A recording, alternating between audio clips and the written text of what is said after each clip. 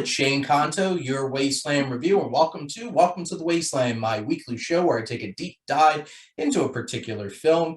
And this week, we're getting into that very specific era of Spielberg shooting for some Oscars and making some weird movies. But for this week, I have my buddy Nash here joining me. Nash, thank you so much for coming on. Always a pleasure. I'm excited to be here. And if you'd like to shamelessly plug anything before we get started.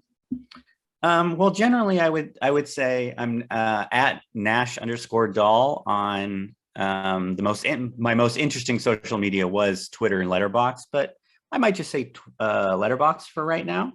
But yeah, Nash_Dall. If you wanna talk to me about movies or you want to listen to any of my fun opinions. There you go. It's the pre and post Elon Musk era of Twitter right there. So there we go. Somehow it's come up on multiple of my shows recently. I wonder why. Yeah.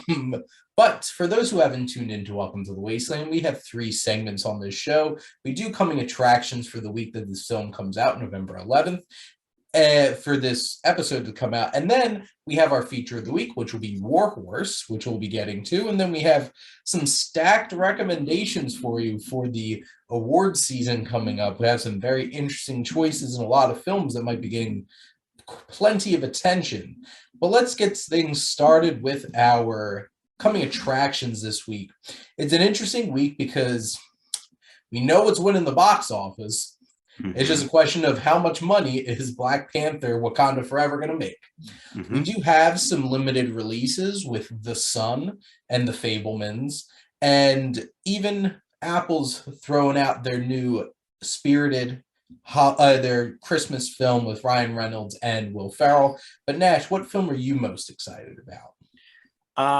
I am excited for Wakanda Forever, and I think that if it was going up against just about any other movie, I probably would have picked it. But because we're getting a limited release of The Fabelmans, I would say that The Fabelmans was among, if not my most anticipated movie of the year, especially after watching West Side Story last year. I thought it was incredible. And then hearing kind of he had another movie coming out this year, and the plot or the kind of synopsis of it, I just thought it, I think it has, all the like Cannes Film Festival stuff has all been really, or Tribeca has been really great on it. And it just, I'm not saying it's like a magnum opus type movie for him, but it just feels like a moment, and I'm really excited for it. And I can't wait. It's, I think it's gonna be next level from him. And then obviously just the people involved are incredible too. Like, Michelle Williams and. Oh yeah. Honestly, my journey through Spielberg has probably made this a lot more anticipated for me too. And I'll be wrapping up my series on Spielberg with The Fabelmans, with Rowan and Foster coming on for that episode. But it's an interesting place to be because I legitimately thought that Spielberg was past making truly great films. I did too. Yeah. And then West Side Story happened. I'm like, holy crap. And then it's just like, gives me some hope for this. And this was going to be so crazy with him going up against Scorsese at the end of this year.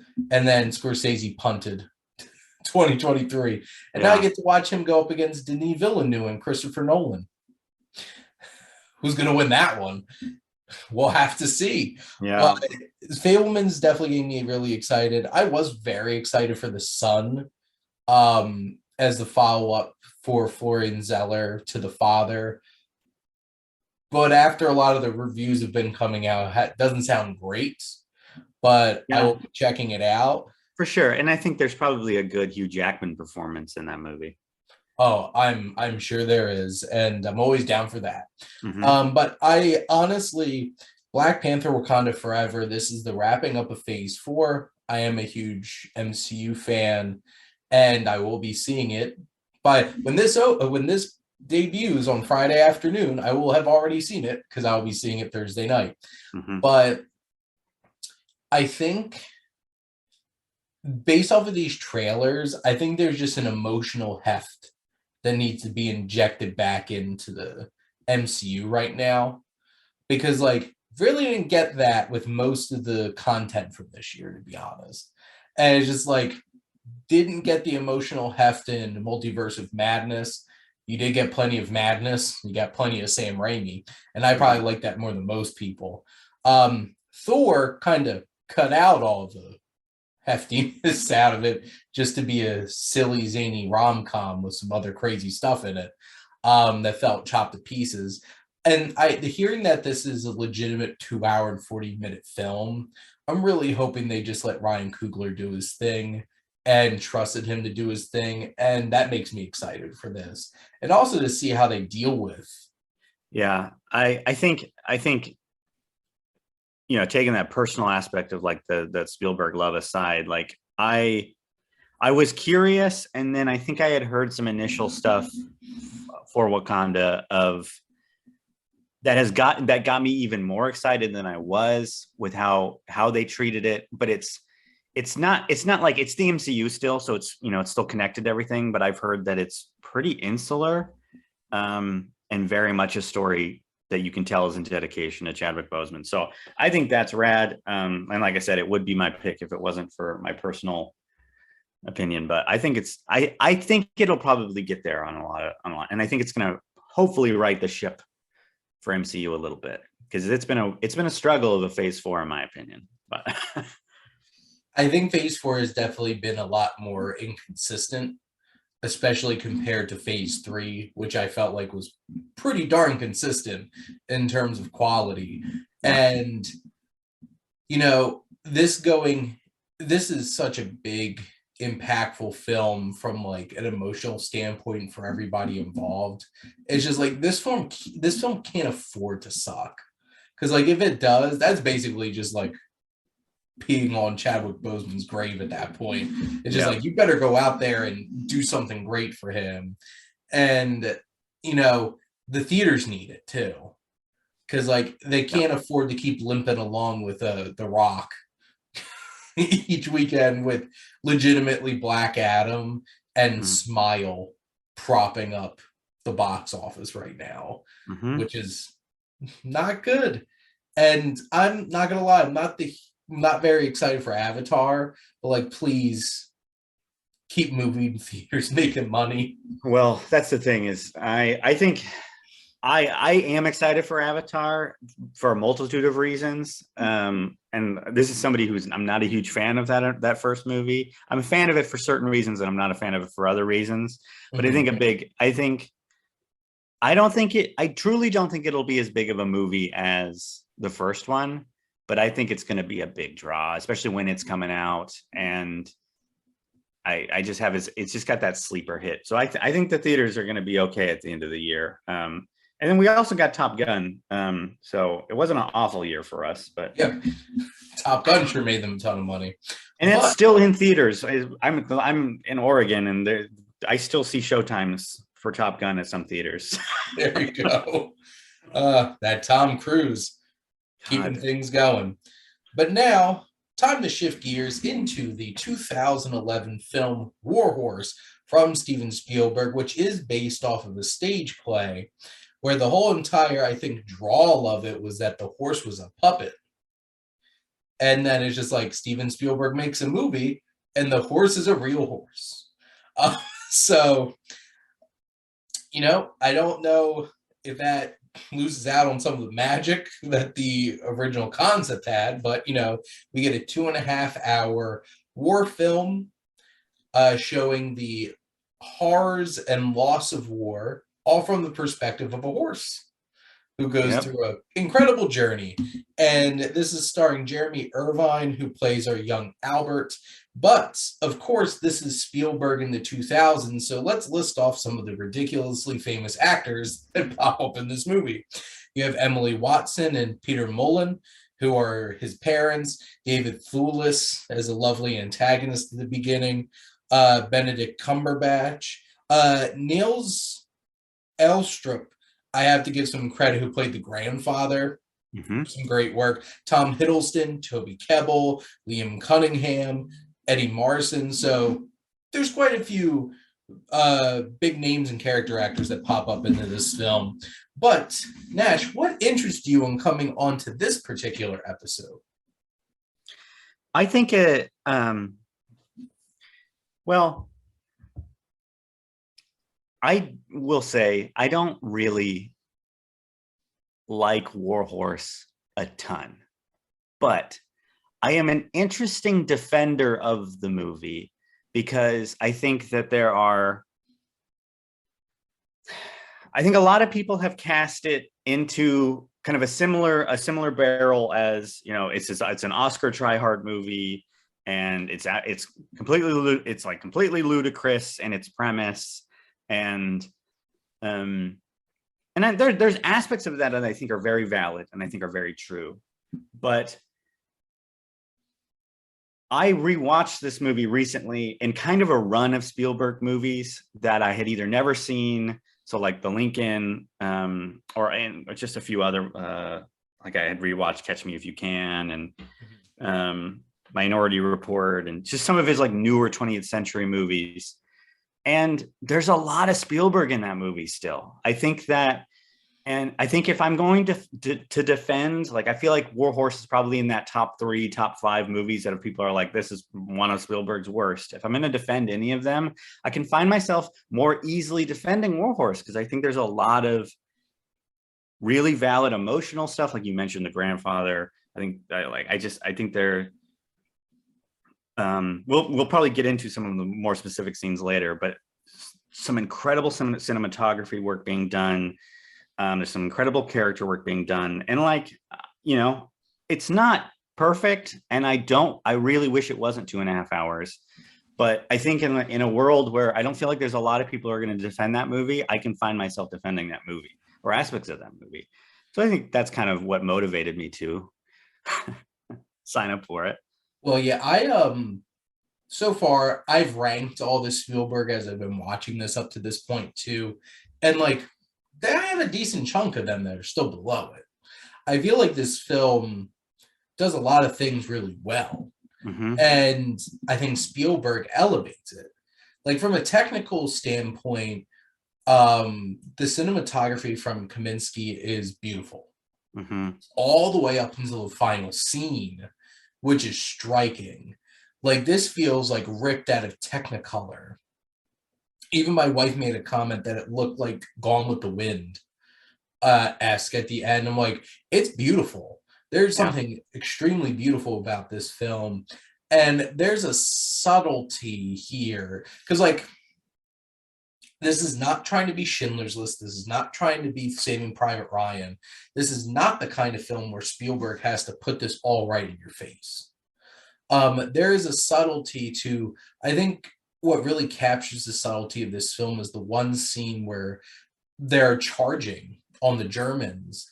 Yeah. And they make it to the tree line and they have all those big guns. And it just, from the guns, it's a side shot. And then it's just a bunch of riderless horses jumping into the woods. They didn't need to show them getting blown to bits in this film. It's not that kind of film. And I think there's a beauty to the subtlety and the finesse that Spielberg takes with this particular film, because I think this film is supposed to be about heart and soul and less about the, like, obviously it is about the brutality of war, but it's more from, I don't want to say this is like a family film, but I feel like this is aiming to be more of a more universal film that you could watch about this topic. It's not setting out to, I would say, appease somebody who's going out to watch a war movie. I think it is trying to show the casualty of war, and it's choosing an interesting, albeit maybe not always great, perspective through, through the perspective of the titular war horse. Yeah. But I 100% agree. That's like when I was talking about certain moments and certain scenes, that the one you just mentioned with the riderless horses, it is stuck in my mind. Like, it's like a powerful, emotional, devastating kind of image and you didn't need to see any of it. No. And I think a lesser filmmaker would have shown you, which it may have been, it may have been effective, but I think that the decision is a very mature decision made by a director who knows what he's doing. And that's what I mean when it's like, okay, that's the Spielberg kind of pin that you're adding to it. That's what's elevating this movie that might, not necessarily be a great movie, but then you add somebody to like Spielberg, who I think it takes it to that next level. So I agree with you.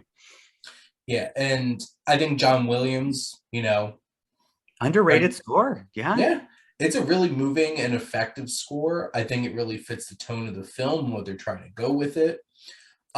Just to double back on the subtlety moments of like, the one scene with the two brothers that find their hands on the horses and put them in the windmill, and like they're executed, but perfectly timed. Like the one, what do they call them on windmills? Like the one blade on the windmill covers them as they get shot, and then it moves and you just see them lying there. And I appreciate you using the word mature. It's like Spielberg knows he doesn't have to revel in like the blood and the gore of it all for us to get an emotional impact. And even with that grandfather character, when he even shows back up at the end of the film, and it's just like, and what happened to your granddaughter, is just like, you could just feel the loss in his eyes. And like, we didn't need to see this little girl dying or anything like that, but we felt it. We felt it through the acting. And Spielberg gets a lot of great work out of a lot of great people in this film. And they use a lot of close-ups too in this film, which like your actors better be ready to go if the director's going to go in that direction. And you can't hide anything. Yeah. And I think that's some confidence in his cast, because there's a lot of talented actors here. And I'm a big fan of Peter Mullen, who's is a Scottish character actor, and like he has very small role in like Braveheart, but like recently him popping up in Westworld and Lord of the Rings, Rings of Power, as King Doran. Like getting to see him again in this film, I think he does a really good job with the role that he's given. Emily Watson does a great job too. David this is just And you mentioned all these cast members too, but you got to imagine that this is 2011. Like Hiddleston, Cumberbatch, like they were on the scene a little bit, but like they're not like they're big now, 11, 12 years later, but these are young actors. And that's another Spielbergism. We just saw it in West Side Story with Rachel Zegler, and just like plucking these people who either they didn't work in movies before or didn't have a lot of work, and just wrung really powerful, empathetic, incredible performances. You could probably credit a lot of the careers that Hiddleston, Cumberbatch have today by the faith that by putting, because they're in that movie and they're all giving incredible performances. And then somebody like Emily Watson, who I don't necessarily like, she's obviously been around for a while, but she's not a household name, giving another incredible performance. The performances are all there, and that's Spielberg. Like you say, you can't hide anything in a Spielberg movie a lot of the time, and they're all bringing their A game. Well, and you see this a lot in Lincoln in the Post, where like this role's only going to have like a scene. So like you need somebody to really pull their A game here. And Tom Hiddleston, like this is the same year that Thor came out. Like yeah, you're right, because Thor came out back in May-ish, I'm pretty sure, because I'm pretty sure I saw that with my friends my freshman year in college. And then this comes out in like December, because this is obviously like an end of the year kind of film. And that was a big year for Hiddleston. I don't know the context. Like, I don't know when Sherlock started and stuff like that for Benedict Cumberbatch. But like, I just imagine this is the same character he plays in 1917. Just like that's right. Yeah, this is before he gets like really rugged, and it's only been like 3 years. yeah. And I love that scene when they bring the horse in, and Sir Davos Seaworth, Liam Cunningham popping up in here. Which, when did Game of Thrones start? I believe, man, I think it was around the same time. Yeah, because I'm pretty sure he didn't. Oh yeah, Game of Thrones started in 2011, and he popped up in season 2. I'm pretty sure of Game of Thrones. So this might have been got people's attention for him to pop up in he was in a Spielberg film. But I know him from Hunger, Steve McQueen's film too, and he does such a good job as this doctor in this one scene. And Eddie Marsan, who's popped up in so many Edgar Wright and Guy Ritchie movies. Yeah. And that's the thing. If you're a film head and or you watch me, or you're maybe international, if you're from the UK, a lot of these people you probably had maybe seen before, but this is a first time for a lot of these people that are a modern, a kind of casual American audience who are wow, Remus Lupin is a really good actor outside. Yeah. And that's the funny thing, because obviously he's in Harry Potter, but my God, David Thewlis plays some of the most slimy, disgusting antagonists and things. Like in Enola Holmes 2 that I just watched on Friday night too. Oh, is he in that? He is a disgusting police detective, and I'm just disgusting. It's just what he plays in that. I'm actually looking at Benedict Cumberbatch at this point, because he popped up in Tinker Tailor Soldier Spy the same year as Warhorse. That's another small role.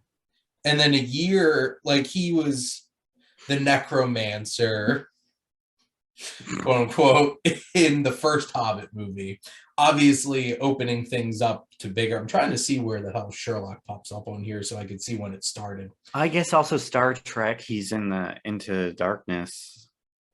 Oh yeah, Sherlock started in 2010. So this was he made that big splash with Sherlock and then got picked up here, probably because I love the scenes with him and Tom Hiddleston. And that's the thing. Wow. There's each of these little stories could have been a whole entire film on their own if they were fleshed out. Some of them would work, some of them might not. Some of them might just work in the size that we got them in. But there's so many great scenes and so much great stuff in it. But I also agree this did not need to be 2.5 hours.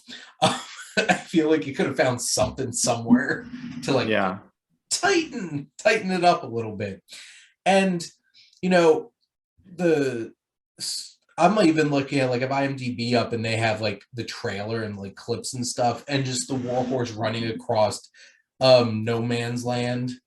And the No Man's Land sequences. That it's gorgeous. And obviously you're not doing stuff like that with a puppet. So Spielberg found ways to make this bigger, and that this would have made sense. But I think it's very interesting to have seen this on Broadway with the puppet and how they make this work. Because otherwise, this is just a horse movie, right? But with Spielberg behind it and the really talented cast, I think it really works. There's a lot of things that I appreciate about it. Yeah, I 100% agree.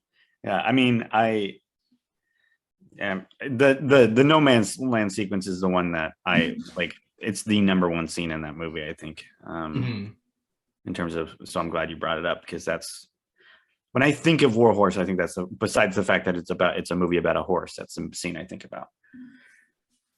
So, absolutely. But Nash, what else? Anything else that you wanted to say about Warhorse? I mean, I'm sorry, I'm just looking through my notes. I mean, yeah, we kind of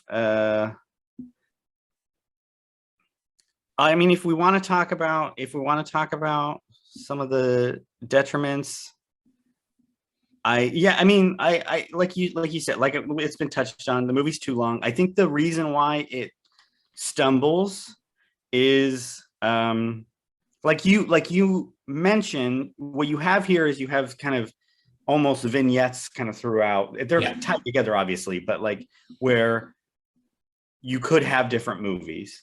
And I think that becomes, there's times when that becomes really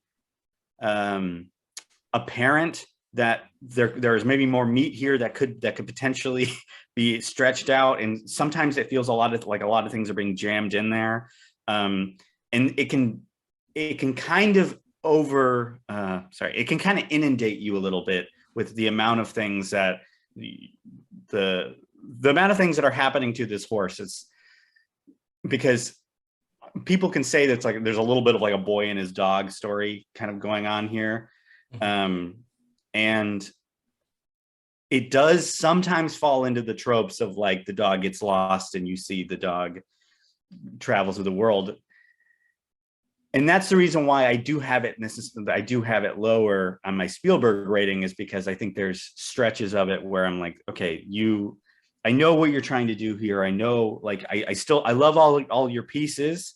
It's too much, man. Like I think you kind of need to focus in on maybe a couple more of these stories more intentionally, and maybe take some of the other ones away, even though there's a lot of effective moments in every single story you're trying to tell. And I think that's maybe a big part of the reason. Like I just, it doesn't feel as cohesive as it probably could. And that other movies that Spielberg has made, you know, that's what I'm comparing it to, because the guy's a legend. So, you know, and I wanted to also say, like, it's this interesting perspective with him where a bad Spielberg movie is still a good to average movie for another filmmaker. Yeah. So a lot of these things, like, you kind of have to, there's like a weird curve on it going the other direction. So I have to kind of use that perspective of, you know, another filmmaker makes this movie is probably a lot worse. A lot of other movies, you know, so, but that's kind of wraps it up. Like, yeah, there's a lot of really incredible effective scenes. We've touched on a lot. Yeah, that's kind of where I was residing.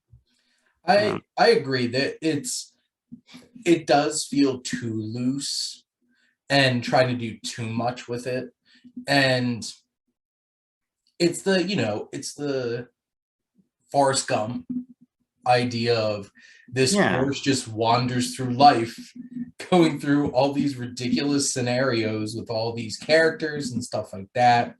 It's on some level, in the with the I like to call it the Revenant effect, where it's just like, how much could you possibly put this man through? Where it just kept going.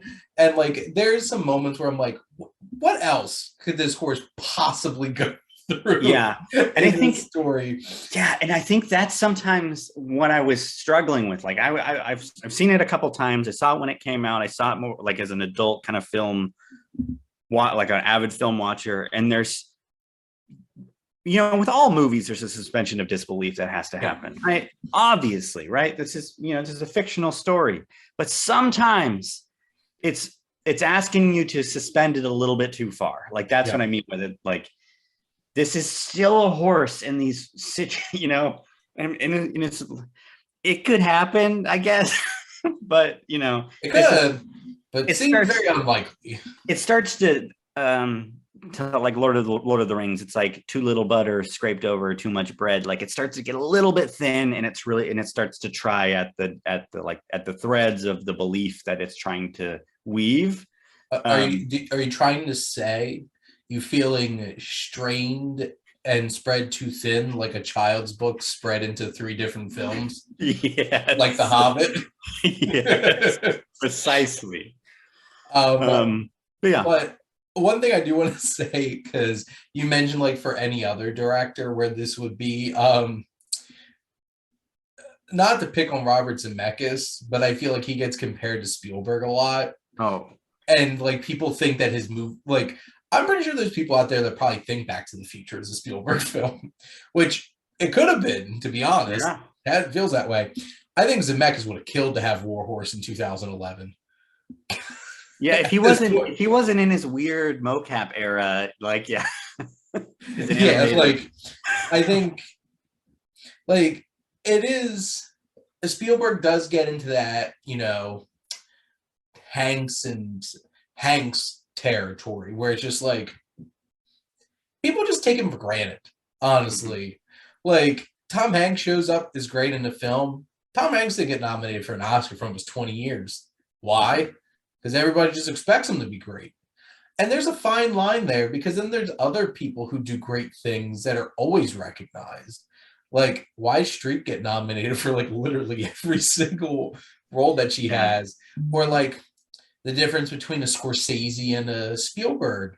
Because like people like fawn over everything Scorsese throws out, unless it's Silence, because nobody saw it. Horrible marketing. But like, I think it's the populist nature of Spielberg, because Spielberg is an auteur. He is an amazing director. But the thing is, he will make movies for casual moviegoers. And like, Warhorse isn't for like cinephiles. Like, no, this is something that I think a lot of people could go out, and even though it is a war film, can share this with a lot of people in their family.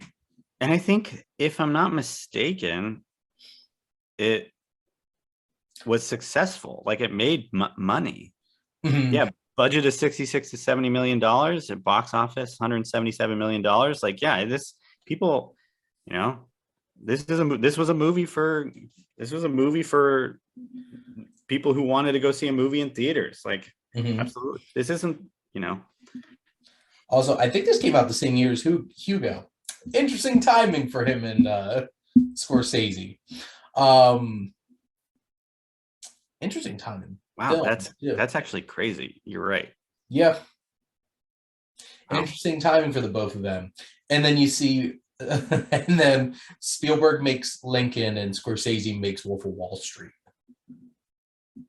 Yeah. So I think they went in two very different directions after this. So out of curiosity, because now I'm just scrolling through. Where do you think this should have been nominated for all the awards it was nominated for? Because it looks like it was nominated for Best Picture, Best Art Direction, Best Cinematography, Score, Sound Editing, and Sound Mixing. But I think I would push back that this doesn't deserve a Best Picture nomination. I think all those other ones sound fitting. Yeah. I don't know how strong a year 2011 was, to be frank. With like what won the artist, right? Oh, you're right. Best Picture. And like, I love The Descendants. I think. Oh, so do I. That probably should. Like here, like I'm looking at I have year rankings, and like my number one film of 2011 was Drive. Oh my God. And now I'm looking at The Descendants, Extremely Loud and Incredibly Close. Which is a rotten movie on Rotten Tomatoes, got nominated for The Help. It's because like I'm looking at other films that came out that year, like Harry Potter and Deathly Hallows Part 2 was a big movie for me then. Captain America, The First Avenger, Moneyball. I know we're both baseball fans. Yep, Moneyball, Hugo. Mm-hmm. You know what should have got nominated for Best Picture? Rango. Rango was weird, and I loved every second. It's a weird movie. Yeah, I can definitely get on board with that. When I was kind of looking through my notes, I was just shocked that it was nominated at all. And I just was thinking back, I was like, wow. Like, I'm not surprised with the pool of movies that came out that year. Like, there's movies below it that also got nominated for Best Picture that shouldn't have been nominated for Best Picture. That's true. Is that saying something? But yeah, I probably would have taken Moneyball or The Descendants. I have to give Tinker Tailor Soldier Spy another watch. I think I watched it a couple years ago and I liked it a lot. When I watched that in early college, I don't think 20-year-old Shane was prepared for that, to be honest. I think 30-year-old Shane would probably have a different appreciation for it. I think that one is not to completely get off topic, sorry, but it's an interesting one because I think it suffers from a little bit of the bad marketing because I think I was expecting a certain movie and it's much more intellectual than I think it was. Expecting British Born, and then we were expecting more of like this like spy thriller, and there's definitely elements of that. It's all intellectual espionage. That's really what it is. Which as when I watched it a couple of years ago, I was like, oh, I appreciate this. Gary Oldman is absolutely crushing it. But yeah, it was another one that didn't get, I don't think, advertised super well. Anyway, sorry. But in context, I think Warhorse came out at a very interesting time for Spielberg because I don't think a lot of people are going to go say 2011 is the best year of film in the 2010s. So like, it might, looking at some of these movies, it might be among the worst. Yeah, to be honest, like just from a strength perspective, I don't think there was I'm looking at my top, I have a top 25. If I've seen 25 films from a year, I have a top 25. And I really liked Warhorse, but I don't even think that I would knock anything off for it to be in my top 25 from 2011. And can I ask you, you mentioned earlier that there are Spielberg movies that you have below it, which, as I mentioned, I honestly don't know if there's a ton of Spielberg movies I would have below it, but what are some, can you give some examples? I'm curious. I put The Terminal below it. That's fair. Although I have a soft spot in my heart for that movie, but yeah. I hated that movie my whole entire life because I only watched that once in theaters. And because I wanted to see Shrek 2, my brother wanted to see White Chicks. And my aunt's like, I'm taking you to see The Terminal. Oh, no. And I'm like, I could have saw Shrek too. But I had The Color Purple below it because, I don't think that's Steven Spielberg's story to tell, to be honest. And it felt it. I love Hook from a nostalgia perspective, but, that's a messy movie. Yeah. It is a messy movie. Kingdom of the Crystal Skull. Yeah. 1941. Okay. That movie's a hot mess. And then a lot of his early TV movies, minus Duel, because Duel kicks ass. Duel's great. I watched Duel recently because I was also doing my own Spielberg, trying to catch up, filling all the blank spaces. Yeah, that makes sense. I was just it stuck to my head, so I was kind of wondering where you had it in your. Well, and that's the thing too, because there's so much Spielberg, and Duel's my number 13. Duel would be a crown jewel for so many directors, and that was a TV movie by Steven Spielberg. Because I look at my top 10, this is a murderer's row of films in the history of cinema, and just this is all from the same person. Yeah, ridiculous. And I'm thinking probably 2 films after this that'll probably be lower than it are BFG and Ready Player One.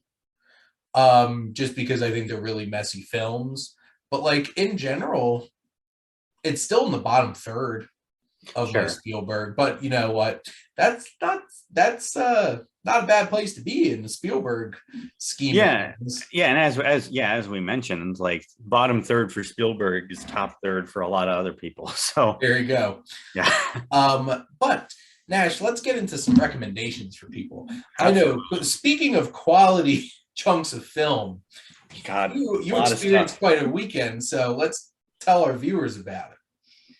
Yeah, we were talking before the show, and it just feels like I kind of thought we were kind of getting out of a time where September, there were no, like, that used to be the dead zone for movies, and like we wouldn't get movies in September because back to school. And I thought that was being circumvented a little bit in recent years. I was doing a little bit of research, but this year was brutal. And then all of a sudden, it felt like within 2 to 3 weeks, a lot of these movies that I heard, that popped up in various film festivals, people talking about, all came out either on limited release or wide release. So, I was trying to do my part and watch the ones I was most excited for that were most accessible to me. So I caught Banshees of the Inisherin. I think that's roughly how to pronounce it. Tar, and Weird, Al Yankovic story. Just because I needed a little bit of brevity after the first two movies. And I would have to say, I recommend all three. What's really interesting about all three, and I think you can apply for various different reasons, not everybody's going to like all three movies. I think that they are, they're very interesting in their approaches and what they're discussing and how they're kind of going about talking about the various topics. I will just say my favorite of those three movies was Tar. I was flabbergasted. That movie is, 2.5 hours long. And I never felt the length. I was riveted, and that's basically a dialogue heavy movie where Cate Blanchett is on screen for 99% of the time, I believe. Yep. It's a performance movie. And I will also say, I think the last 20 to 30 minutes is some of the most jaw-dropping, some of this, like, some truly incredible, like, what is going on moments. Yeah. I will just say, like, I think I put this in my Letterboxd review. There's a sequence with an accordion. That's all I'll say. I lost my mind. I was like, what is going on? But I would say, if you're in the mood for kind of getting into the Oscar season, I think Banshees and Tar, for different reasons, are both movies I could recommend. Incredible performances in both. Banshees is funnier, but it's also it's an emotional roller coaster. Colin Farrell and God, why is his name slipping from my head right now? Brendan Gleeson. They're both incredible in it. And shout out to, the woman who plays his sister is Carrie actually Condon. Is almost steals the movie, which is incredible considering who she's in that movie with. I think we're entering into a period where if you like anything Oscar related, there's a lot of good movies. And then I'll just say that I was expecting to like Weird, and it was absolutely delightful. It's exactly what I wanted it to be after watching those, like, two emotional, thought-provoking, makes you think movies with incredible performances. You flip it to see this, it's a movie about Weird Al that's not really about Weird Al. Not at all about Weird Al. And it's exactly what you would want. I think we have a couple really great musical parody movies that have come out in the 21st century. Dewey Cox, Walk Hard, and then I also think Pop Star, Never Stop, Never Stopping, underrated. But I think we will be able to add this to that. Like, it's a very, I think I saw people comparing it to this, like, early Zucker brothers with the airplane and stuff, in terms of just total tongue-in-cheek farce. But also you have somebody like Daniel Radcliffe who's playing it so seriously. Evan Rachel Wood is incredible. And it's just a really good, fun time, and it's free to watch as long if you're in the United States. I know there's some international Roku. Sorry, I'm rambling, but it was an incredible weekend of watching movies for me. And I think there's something for everybody, either coming out very soon or out right now if you want to go to the theaters. And 100%, I think you should support a movie like Tar or Banshees. Yeah. Anyways, which I got to see both of them in a theater, which was awesome. I got a screener link for Weird last weekend and got a chance to check that out. Oh, we need to change your name from Al Yankovic to Weird Al Yankovic. I love it. I love it. Oh my, the pool party sequence. Oh my God. I didn't. Jorma Taccone and Akiva Schaffer notably from A Lonely Island popping up in 2 beautiful cameo roles. Wait a minute. Were they the first 2 people that he met? No. Sorry. Jorma, I'm trying to get the names right. Jorma is one of the first 2. Akiva is another person. He's one of the like rock stars that you see. Yeah, he is definitely more like blended in the scene, but I knew both of them were in it, so I was looking for both of them, and I was like, oh, that's him, and I verified it later. I lost it when Jack Black showed up and Wolfman Jack. Perfect casting. Perfect. Oh my God. Oh, and other people who I had heard some of this, like, I guess spoilers, but David Desmalchin showing up even like as the bass player for Queen. I was just like, what? This is great. It was just a joy. Like, it's an hour 45 minutes of just a smile is on your face, and oh my God, I just looked up who Akiva Schaffer was. I didn't even recognize him. That's great. Oh, that scene was ridiculous. It's so great. That movie had no right to exist, and the world is a better place for it. Absolutely. Tar is my number 7 of the year right now, which I've seen hundreds of movies. That's impressive. And that movie, Cate Blanchett wants that Oscar. She's coming for that Oscar. Yeah, it's a next. You might get that Oscar. I think there's a lot of great performances this year, but she is probably the one where I'm like, if you don't win, I was all on the Michelle Yeoh train because so was I. I wanted her to win, and then I watched Tar. I'm like, damn. Yeah. I don't know if she should though. Yeah.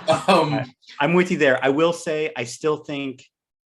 I hope I'm pronouncing it. Ke Huy Quan. I think that he has a legitimate shot of being Best Supporting Actor, and I would love to see that love. Because Hollywood loves a redemption story, and that dude has the best one in years. He better be up there along with Brendan Gleeson. Oh, yeah. Oh, because, well, that's the thing. It really depends on how they want to play those nominations for Banshees. Because, like, Colin Farrell is very obviously going to get a lead consideration. Brendan Gleeson, I feel like, is a flip of the coin. Carrie Condon, though, she better get nominated for Best Supporting Actress, especially after Katrina Balfe got ignored for Belfast, Justice for Irish Women, at the Oscars. And arguably, I think Katrina Balfe is my favorite performance in that movie. Yeah. Mine too. But no, Judi Dench got it. So it's another one of those actresses who just always seems to get nominated. Yep. Oh man.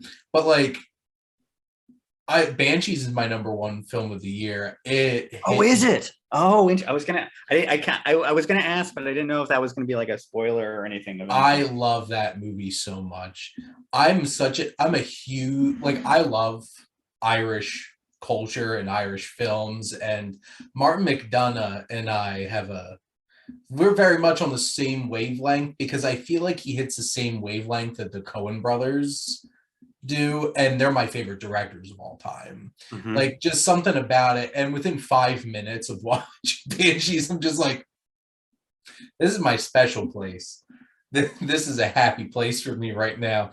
And then it went places. God.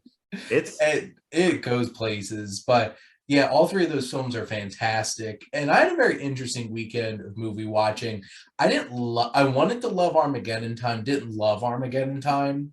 but Okay. I think it's a really quality film. There's some specific problems that I have with it, but like I'm a huge Ad Astra and Lost City of Zed fan, so I was super excited for James Gray's next film.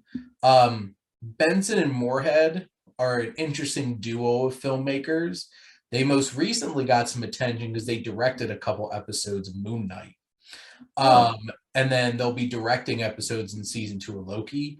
But they make some weird sci-fi movies together, and they have this new one. It's a mockumentary about two dudes in a rundown apartment building in LA who might have found some kind of cult that created this apartment complex to trigger a interdimensional like portal or something. And Okay, like, so they swing for the fences. yep.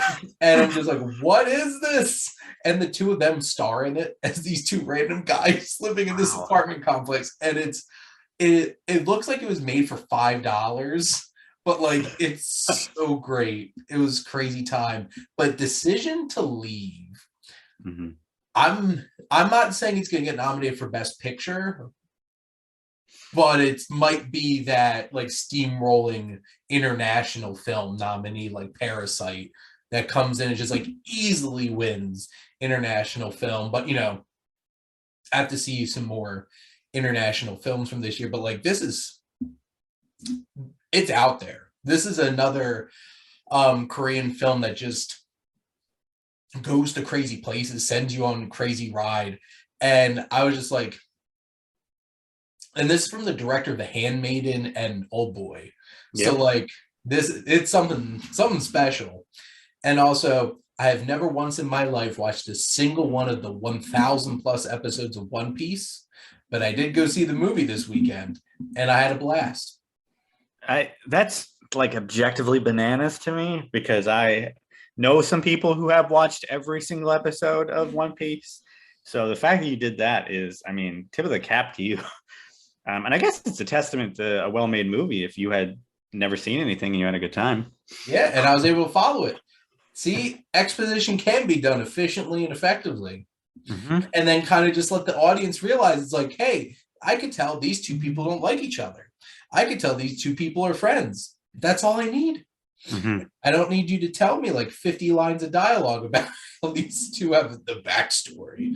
But like it was a fun weekend, and I'm going to be doing a podcast for Scribe for my classic rewind, my Wasteland Rewind. And I just want to say I'm going to be talking about Superman the movie, and I love that film. It has a special place in my heart, and I think it's timely because we're getting Superman again. And for many people who they think is Superman for them, it's hard for me to get past Christopher Reeves, but like I'm excited to see Henry Cavill do Superman again. I think Cavill's a good Superman. Yeah. And I'm going to be interested to see him being in a movie that's not directed by Zack Snyder, because it's definitely not going to be. We're going to get James Gunn Superman. It's just exciting. Well, I love that idea.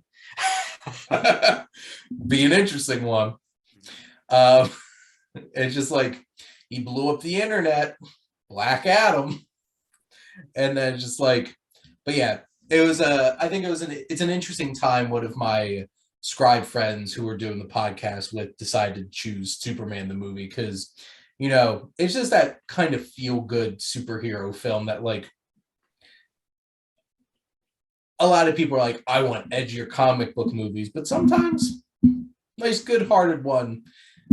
Yeah, Superman might be a Boy Scout, but I love Christopher Reeves. Yeah. I think he played it so well.